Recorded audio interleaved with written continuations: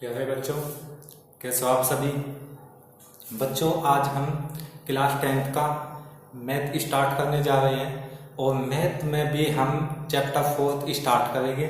Chapter का नाम क्या है आपका? द्विघात समीकरण है। ठीक है बच्चों, मैं इसको पूरा लिख देता हूँ।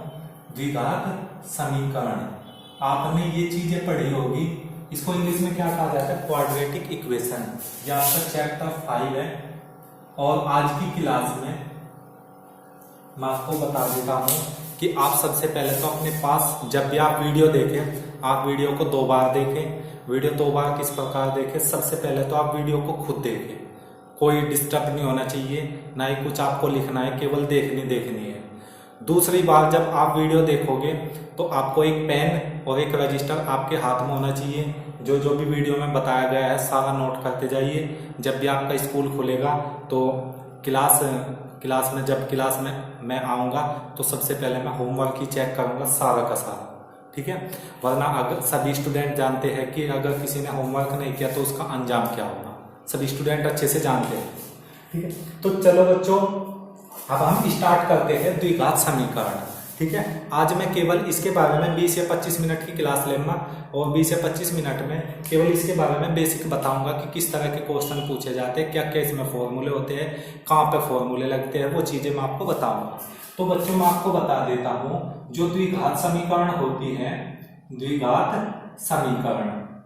समीकरण का फॉर्मूला क्या होता है मैं आपको बता देता हूँ। द्विघात समीकरण का जो फॉर्मूला होता है वही होता है ax²। मानक समीकरण, मानक स्टैंडर्ड बोलते हैं हम जिसको, मानक द्विघात समीकरण ये वाली होती है। मानक द्विघात समीकरण ax² plus bx plus c बराबर 0। ठीक है, किस प्रकार होगी? जैसे अगर कहीं पर लिखा हुआ आपका 4x² प्लस के 9x प्लस, ठीक है, यहाँ पर 2 भी कर सकते हो आप। ठीक है, और यहाँ पर आपका कितना हो जाएगा? 9 बराबर 0 हो जाएगा। तो बच्चों इसमें देखो यहाँ पे x² का गुणांक कितना है? x² की गुणा में कितना आया हुआ है? 2। तो इसका मतलब यहाँ x² का गुणा में a आया हुआ है, तो इसका मतलब हो जाएगा a का मान हमारा 2 है। ठीक है, अगर मुझे यहाँ इसमें b का मान देखना हो कि b का मान क्या है, तो b का मान 20 में देखो x का गुणांक है, इधर x का गुणांक क्या है? 9। तो इसका मतलब हो जाएगा b का मान आपका 9 हो जाएगा। ठीक है, फिर आपका क्या है? c जिसके साथ x नहीं है तो c का मान कितना हो जाएगा? आपका 9 हो जाएगा c का मान c। ठीक है, तो बच्चों ये तो थी कंपेरिजन कराने का। ठीक है, कि a का मान कैसे देखेंगे, b का मान कैसे, c का मान कैसे देखेंगे। अब बच्चों मैं बता देता हूँ, द्वि का मतलब होता है 2 और घात का मतलब होता है पावर। आप सभी जानते होंगे कि अगर किसी बहुपद की पावर अधिकतम पावर 2 है तो उसको द्विघात समीकरण कहा जाता है। ऐसी समीकरण या ऐसा बहुपद जिसकी अधिकतम घात 2 हो उसे क्या कहा जाता है?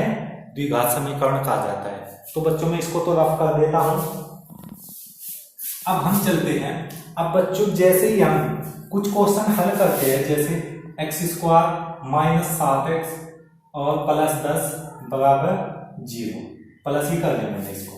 ठीक है, तो जब भी मैं इसके फैक्टर करूंगा तो x² प्लस जोड़ के या घटा के तो कितना आना चाहिए? आपका 7 आना चाहिए और गुणा करके 10 आना चाहिए। ऐसे 2 फैक्टर मानने हैं आपको, तो क्या हो जाएगी? 5 दूनी 10 हो जाएगी, 5 प्लस 2 हो जाएगी। ठीक है, अब देखो इसकी यहाँ पे गुणा करी x² प्लस इसकी समांतर गुणा करेंगे तो 5x प्लस 2x प्लस 10 बराबर 0। इन दोनों में से कॉमन हो जाएगा आपका x प्लस 5 अंदर बचेगा। इन दोनों में से कॉमन हो जाएगा 2x प्लस 5 बच जाएगा बराबर 0। दोनों में से x प्लस 5 कॉमन हो जाएगा, फिर क्या बचेगा? यहाँ पे x प्लस 2 हो जाएगा। बच्चों में इसके फैक्टर बाद में बता दूंगा नेक्स्ट वीडियो में, या फिर जब भी मेरा टाइम लगेगा 2-4 वीडियो के बाद, जहां पे भी इनकी जो आवश्यकता पड़ेगी। यहाँ तो केवल मैं समझावा कि है क्या इसमें। ठीक है, तो बच्चों अगर मैं इसको 0 के बराबर लूं, x प्लस 5 बराबर 0, तो x का मान कितना आ जाएगा? माइनस का 5 आ जाएगा। अगर मैं इसको 0 के बराबर लूं, x प्लस 2 बराबर 0, तो x बराबर कितना आ जाएगा? माइनस का 2, क्योंकि प्लस का 2 उधर जाकर माइनस का 2 हो जाता है। अगर इधर माइनस का 5 हो तो उधर जाकर प्लस का 5 हो जाएगा, अगर इधर प्लस का 5 है तो उधर जाकर माइनस का हो जाएगा। तो x का मान एक तो आया -5, एक x का मान आया -2। तो बच्चों ये इस समीकरण के हल है। क्या है ये? इस समीकरण के हल है। किस प्रकार? देखो, आपने एक वर्ड सुना होगा जब भी आप द्विघात समीकरण पढ़ोगे बुक से या कहीं से भी पढ़ोगे, तो आप उसमें एक तो वर्ड सुनोगे मूल, मूल या फिर मान सुनोगे या फिर हल। ठीक है, तो बच्चों तीनों का मतलब एक ही है। जब भी हमें ये कह दे कि द्विघात समीकरण के मूल ज्ञात करो, तब भी हमें दो मान ज्ञात करने हैं। अगर ये कहे कि द्विघात समीकरण को हल कीजिए, तब भी इसको ये दो मान ज्ञात करने हैं। और जब भी हमें ये कहा जाए हल की ये मान ज्ञात कीजिए, तब भी हमें इसके ही मान ज्ञात करने हैं। तो बच्चों मैं अब दोबारा से बता देता हूं, जब भी इसमें ये पूछा जाए तो बच्चों जब द्विघात समीकरण है तो दो ही मान आओगे। अगर आपकी होती त्रिघात समीकरण अधिकतम तो 3 मान आते, अगर पावर होती 1 तो 1 मान आता। सीधी सी बात है, जब द्विघात समीकरण होगी तो दो मान तो निकल के आवेंगे। अब वे दो मान कौन से होंगे वो हम मानते हैं, उसको देख लेते हैं। वे दो मान हो गए हमारे, वे दो मान हम क्या मानते हैं? एक तो मानते हैं अल्फा और एक हम मानते हैं बीटा। क्या मानते हैं? एक तो अल्फा और एक बीटा। मतलब जो हमारा -5 आया, -5 और -2 ही तो आए, तो हमने -5 को तो क्या कह दिया? अल्फा, और -2 को क्या कह दिया? बीटा। इन्हें रिवर्स भी कर सकते हैं, अल्फा को -2 कह सकते हैं, बीटा को -5 भी कह सकते हैं, ऐसे भी कर सकते हैं। ठीक है, तो जब भी द्विघात समीकरण होगी तो हमें क्या ज्ञात करना है? उसमें मूल देखने हैं। क्या देखने हैं? मूल। मूल कितने? मूल क्या हो जाएगी इसकी? अल्फा और बीटा हो जाएगी। सबसे पहली चीज क्लियर हो गई। अब यहाँ पे देखेंगे आप, अब इसमें कुछ फॉर्मूले हैं कि मूलों का योगफल क्या होगा। मूलों का योगफल, मूलों का योगफल क्या होगा मैं आपको बता देता हूं। वो क्या होता है? इसका फॉर्मूला होता है -x का गुणांक, -x का गुणांक बटे x² का गुणांक, बटे x² का गुणांक। तो बच्चों मैं आपको बता देता हूं, यहाँ पर सबसे पहले क्या है हमारा? माइनस, तो सेम लगा दो। x का गुणांक कितना है इसमें? द्विघात समीकरण में b, तो b बटे x² का गुणांक, x² के गुणांक का मतलब है जो x² के साथ गुणा में है। तो x के गुणा में यहाँ b था, यहाँ x² के गुणा में यहाँ a था, तो -b बटे a हो जाएगा। ठीक है, अब मैं चलता हूं दूसरी तरफ। मूलों का योगफल हो गया, एक होता है मूलों का गुणनफल। क्या होता है नेक्स्ट? मूलों का गुणनफल होता है एक। मूलों के गुणनफल का फॉर्मूला क्या होता है? वो होता है कि उसमें माइनस नहीं आता, वहां पे क्या होता है? अचर पद। अचर पद का मतलब है जिसके साथ x नहीं आ रहा। अचर पद बटे x² का गुणांक। देखो बच्चों नीचे तो सेम ही रहेगा, x² का गुणांक, बस केवल ऊपर वाले में चेंज आ जाएगा। एक तो माइनस नहीं आएगा गुणनफल में, और क्या आएगा? माइनस तो आएगा नहीं। अचर पद क्या है? जो जिसके साथ x नहीं है, तो यहाँ पे x है, यहाँ पे x है, तो अचर पद हो जाएगा इसमें c बटे में x² का गुणांक कितना हो जाएगा? यहाँ से x² का गुणांक हो जाएगा कितना था? x² का गुणांक a था। ठीक है, जो यहाँ आएगा वही आएगा बेटे। जैसे अब मैं क्वेश्चन में अभी क्या लिखा था? एक सवाल ये लिखा था कि 2x² प्लस के 9x प्लस के 9 बराबर 0, ये द्विघात समीकरण थी। ठीक है, अब बच्चों देखो, अगर मैं इस समीकरण से अगर मैं निकाल लो यहाँ से मूलों का योगफल, तो मूलों का योगफल क्या आएगा? -b बटे a। b क्या था? x का गुणांक, तो यहाँ x का गुणांक कितना है? इस फॉर्मूले से लगा दो। देखो इसको, इस वाले में x का गुणांक माइनस लगाया, x का गुणांक कितना है हमारा? 9 था, बटे x² का गुणांक कितना है हमारा? 2 था, तो -9 बटे 2। अगर बच्चों में इसका लिखना चाहूं तो अचर पद होता है इसमें c, तो अचर पद क्या हो जाएगा इसमें? c, और c का मान कितना है इसमें? 9 और बटे 2 हो जाएगा। तो मूलों का गुणनफल तो आएगा -9 बटे 2, और मूलों का योगफल तो आएगा -9 बटे 2, और मूलों का गुणनफल आएगा प्लस के 9 बटे 2। अब बच्चों देखो मैं इसको डायरेक्ट बता देता हूं किस प्रकार। ये जो हमारे पास द्विघात समीकरण है, इसको द्विघात समीकरण हमारे पास ये वाली थी। देखो द्विघात समीकरण ax² plus bx plus c बराबर 0। देखो बच्चों, अगर कहीं पे हम कॉमन ले रहे और वहां पे वो संख्या नहीं है, तो उसके बटे में लिख देख रहा है। किस प्रकार? अगर मैं यहाँ से a कॉमन करूं तो यहाँ तो देखो a है, लेकिन यहाँ नहीं था a, तो इसके बटे में लिख दो। जहां पे नहीं होगा उसके बटे में लिख दो, और यहाँ पे भी नहीं था a, c बटे a कर दो बराबर 0। ये a गुणा नहीं दबा के 0 में चला जाएगा तो ये आ जाएगा एक्स स्क्वायर प्लस b बटे a, और यहाँ पे कितना हो जाएगा x प्लस c बटे a। अब एक चीज बताइए, अगर मैं यहाँ पे माइनस लगा दूं, मैं यहाँ पे अगर माइनस लगा दूं तो ये क्या बन जाएगा, माइनस b बटे a ही बन जाएगा ना। मतलब ये क्या था, हमारा मूलों का योगफल था, और c बटे a क्या था, c बटे a मूलों का गुणनफल था। तो यहाँ से मैं इस प्रकार लिख सकता हूँ इस समीकरण को, एक्स स्क्वायर मैंने यहाँ पे माइनस लगाया और यहाँ पे भी माइनस लगा दिया, माइनस b बटे a गुणा में x प्लस c बटे a बराबर 0, ये लिख दिया मैंने। ठीक है, तो बच्चों देखो इसमें माइनस माइनस फिर से प्लस हो जाएगा। तो इसमें एक समीकरण और बनी कि अगर मुझे मूलों का योगफल दे रखा हो और मूलों का गुणनफल दे रखा हो तो मुझे द्विघात समीकरण बनाने का सूत्र लिख लेंगे।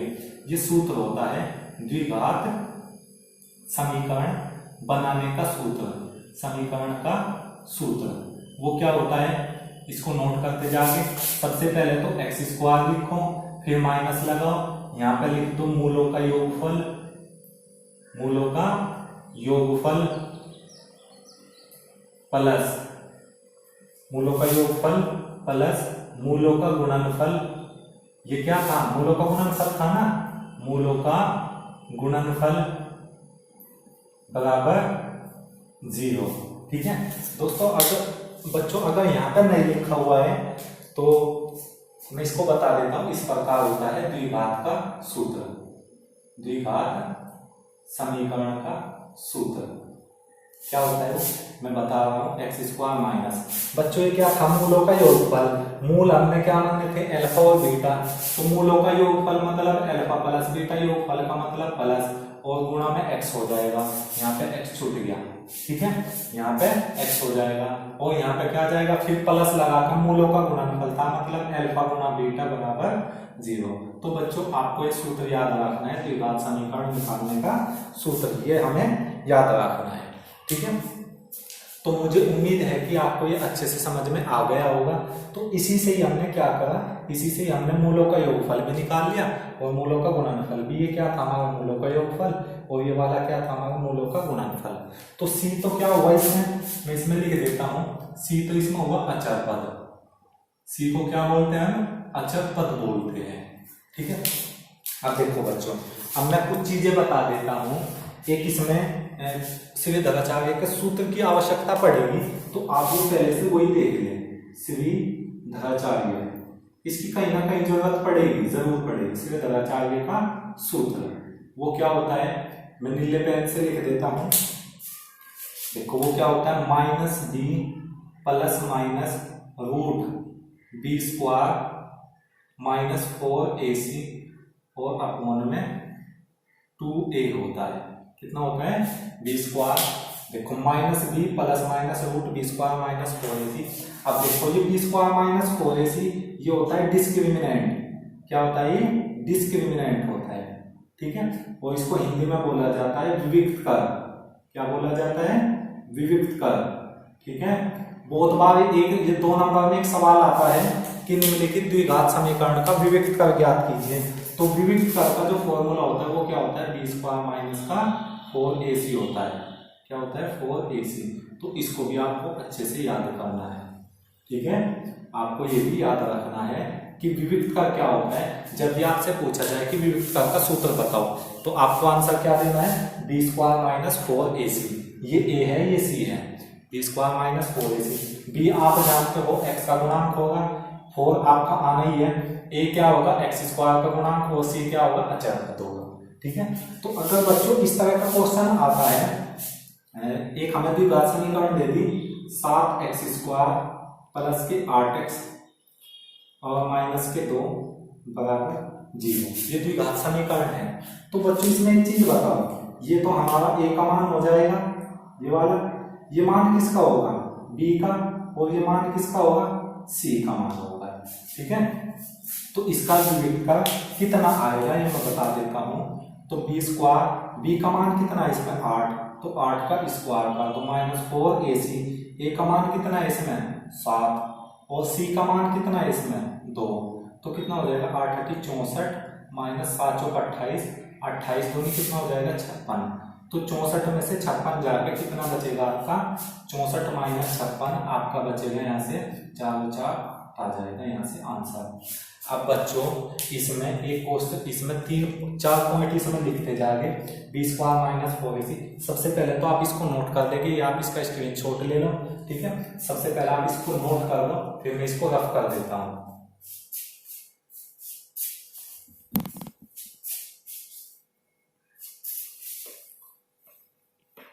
तो बच्चों इसको नोट करते जाएंगे, मैं आप 3 पॉइंट लिखवा देता हूं। पहला पॉइंट क्या है कि अगर b² माइनस 4ac या d बराबर b² माइनस 4ac, अगर ये 0 से तो बड़ा है, क्या ये पहला पॉइंट क्या था 0 से बड़ा है, तो मूल कैसे होंगे, तो मूल जैसे हमने b² माइनस 4ac का मान निकाला 8 0 से बड़ा है, अगर ये माइनस में आ जाता तो 0 से छोटा हो जाता, तो मूल कैसे हो गए, मूल हो गए इसमें वास्तविक तथा असमान। मैं यहाँ पे लिख देता हूँ, आपको ये चीजें याद रखनी है, वास्तविक तथा असमान। अब बच्चों मैं आपको बता देता हूँ पहले तो किस तरह से क्वेश्चन इसमें पूछे जाएगा। कोई हमें इक्वेशन दे देगा द्विघात समीकरण और उसमें ये कह देगा कि मूलों की प्रकृति क्या होगी या मूलों के लक्षण क्या होंगे, तो आपको वहां पे b² माइनस 4ac का मान निकाल के देखना है। अगर वो 0 से बड़ा आता है तो आपके मूल कैसे होंगे, वास्तविक तथा असमान, वो आंसर देखना है आपको। ये चीजें आपको याद रखनी है। पहला पॉइंट हो गया। दूसरा पॉइंट, अगर d का मान क्या होता है b² माइनस 4ac, विविध कर क्या होता है हमारा d बराबर b² माइनस 4ac, ये लिख रखा मैंने, d बराबर b² माइनस 4ac। अगर ये 0 के बराबर है, अगर ये 0 के बराबर आ जाए तो क्या होगा, तो मूल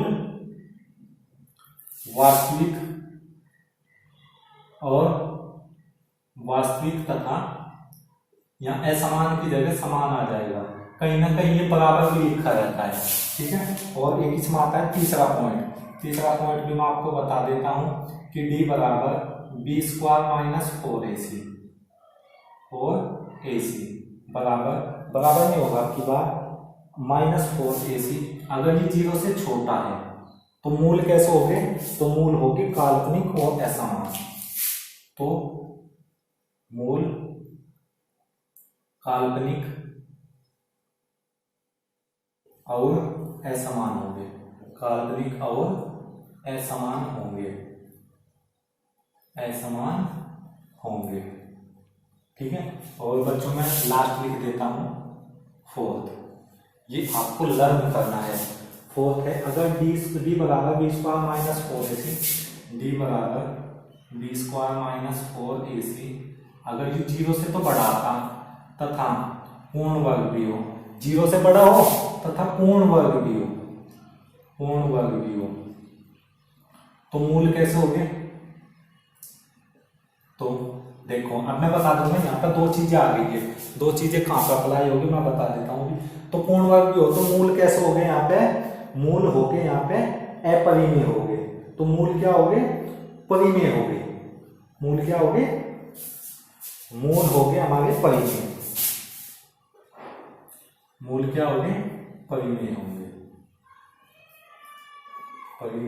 होंगे, ठीक है। अगर ये पूर्ण वर्ग नहीं है तो मूल कैसे हो गए, अपरिमेय। यदि पूर्ण वर्ग नहीं है, अब पूर्ण वर्ग नहीं है तो यहां से ले लेंगे हम, अपरिमेय यहां पे ले लेंगे। देखो बच्चों अब मैं बता देता हूं इसमें कि क्या हो गया। देखो अगर d बराबर b² माइनस 4ac 0 से बड़ा है तो वहां पे क्या हो गया, मूल वास्तविक तथा असमान और अपरिमेय हो गए, ठीक है। अगर 0 के बराबर है तो मूल वास्तविक तथा असमान हो गए। अगर b² माइनस 4ac विविध का मान 0 से छोटा है, 0 से छोटा कब आएगा, जब आपका माइनस में आ जाए संख्या, कहीं आ जाए संख्या माइनस वाली संख्या, -2 -3 -4 -5 -6 -7 -8 इस तरह आ जाए तो वहां पर हो जाएगा मूल काल्पनिक और असमान हो गए। बच्चों यहाँ पे 2 कंडीशन आ गई, यहाँ भी 0 से बड़ा है, यहाँ भी 0 से बड़ा है। अब देखो अगर यहाँ पे आता है ये वाला 2 3 5 7 8 10, 11, 12, 13, 14, 15 और 16 को छोड़ दिया 17, 18 इस तरह की संख्या आती है। तो बच्चों मैंने एक चीज देखो, इसमें मैंने कौन सी संख्या नहीं लिखी, इसमें एक तो नहीं लिखी बच्चों, मैंने इसमें 1 नहीं लिखी, और इसमें मैंने 4 भी नहीं लिखी, और इसमें मैंने 9 भी नहीं लिखी, और इसमें 16 भी नहीं लिखी। मतलब ये क्या है कि पूर्ण वर्ग है। 1 को 1 का वर्ग लिख लेंगे, 4 को 2 का वर्ग लिख लेंगे, 9 को हम 3 का वर्ग लिख लेंगे, और 16 को लिख लेंगे हम 4 का वर्ग। तो बच्चों अगर b स्क्वायर माइनस 4ac कमा, देखो ये भी 0 से बड़े हैं और ये भी 0 से बड़े हैं, क्योंकि दो अगर कोई प्लस की संख्या है तो वो 0 से बड़ी ही होगी। ठीक है, 0 से बड़ी ही होगी। तो ये भी देखो 0 से बड़े हैं, ये भी 0 से बड़े हैं, लेकिन बस फर्क इतना है, यहाँ पे ये वाले क्या है पूर्ण वर्ग, मतलब 1 1 का वर्ग, 4 2 का वर्ग, 9 16 का वर्ग, 9 3 का वर्ग और 16 4 का वर्ग। और यहाँ पे क्या हो जाएगी, किसी के वर्ग नहीं है। तो अगर किसी के वर्ग नहीं है तो हम ये वाले आंसर लिखेंगे। अगर ये किसी के वर्ग होते, कोई लिखा ना पूर्ण वर्ग भी हो, तो मूल कैसे होंगे, परिमेय होंगे। तो बच्चों आज की वीडियो में बस इतना ही, और ये हमारा बेसिक पार्ट था। मुझे उम्मीद है कि आपको अच्छे से समझ में आ चुका होगा। अगर आपको जितना भी समझ में आया, जब आप दूसरी बार इसको नोट करते जाएंगे तो आपके अच्छे से समझ में आ जाएगा। ठीक है।